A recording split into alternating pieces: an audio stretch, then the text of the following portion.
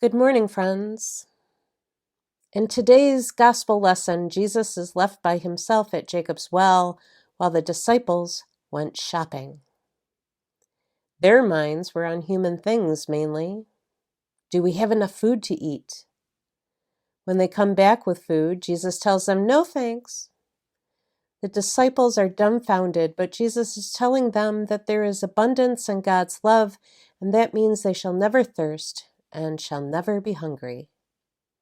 The disciples were focused on human things, and Jesus reminds them of God's abundance. I want to put a pin in that thought because I don't want us to forget that part of the story.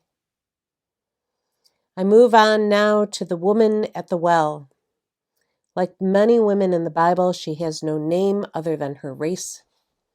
Very much like the Syrophoenician woman who challenges Jesus to heal her daughter, this Samaritan woman at the well has a one-on-one exchange with Jesus that changes the boundaries. We find that Jesus is not just ministering to the Jews, but to all races and all religions. The disciples didn't like Samaritans, and we need to understand a bit of history to fully understand why. Samaritans in the time of Jesus were descendants of the northern kingdom of Israel, who had intermarried with non-Jews after the fall of Samaria in 722 BC. Interracial marriage was alienating. And in addition to racial tensions, the Samaritans were separated in religion as well. We heard the woman tell Jesus that her people worshipped God at the mountain, at which their tradition held was where Abraham had taken Isaac to be sacrificed. This was Mount Gerizim, where the Samaritans once held a separate temple, and that temple was destroyed itself in 128 BC. So they worshipped at their holy mountain without their temple. And we know in 70 AD, after Jesus' time, the temple at Jerusalem is destroyed, and the Jews became scattered with no temple as well. And when the Gospel of John is written, the Samaritans and the Jews are a people with no temple. Jews and Samaritans are both exiles when this is written.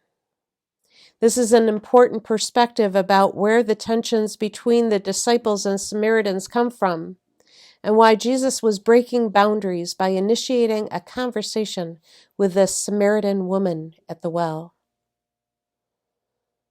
Jesus is alone with the woman at the well because the disciples went looking for food. Jesus asks the Samaritan woman for a drink of water, and she is shocked that he even speaks to her. Then he offers her living water, and that everyone who drinks this water will never thirst again. He goes on to reveal to the Samaritan, a complete stranger, that he's the Messiah. This is not something he had revealed to those in Judea. He chose a Samaritan woman. Many fellow Samaritans end up following Jesus because of her testimony.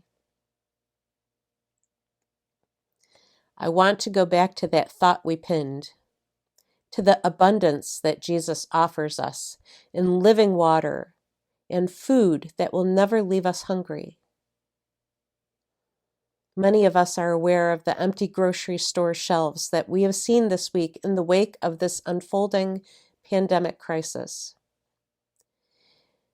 These empty shelves have not been caused by a genuine shortage of any kind, but because of panic. We live in a society of grand abundance. As soon as the shelves are cleared, more inventory comes. None of us needs 20 cans of soup or 3 cases of toilet paper, and yet that's what's happening now in grocery stores all over the country. Why? Many of us live in fear of scarcity. Jesus once again gives us an opposite message to conventional thinking. Abundant living water. Like a good Baptist, I love water imagery. We celebrated over water during our New Year's Eve service at the Legacy. Water reminds us in our own creation narratives in Genesis that in the beginning, God created the heavens and the earth.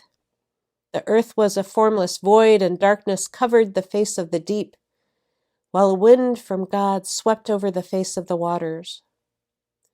Water reminds us that there are some that truly are without water, those that do thirst, and those that await the abundance of life-giving water.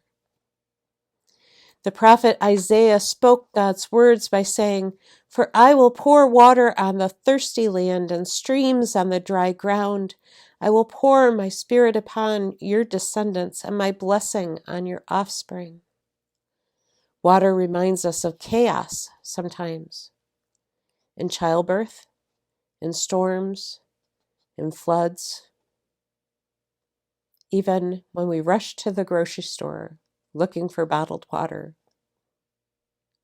We're also reminded that out of chaos comes creation and new life. Water reminds us of our own baptisms and helps us think of days ahead as a renewing stream. Jesus tells the woman at the well that he is the source of living water, and in Jesus we shall never thirst again. And he tells us all, "Let anyone who is thirsty come to me." In John chapter 7, he shouts out in Jerusalem, "Out of the believers' hearts shall flow rivers of living water."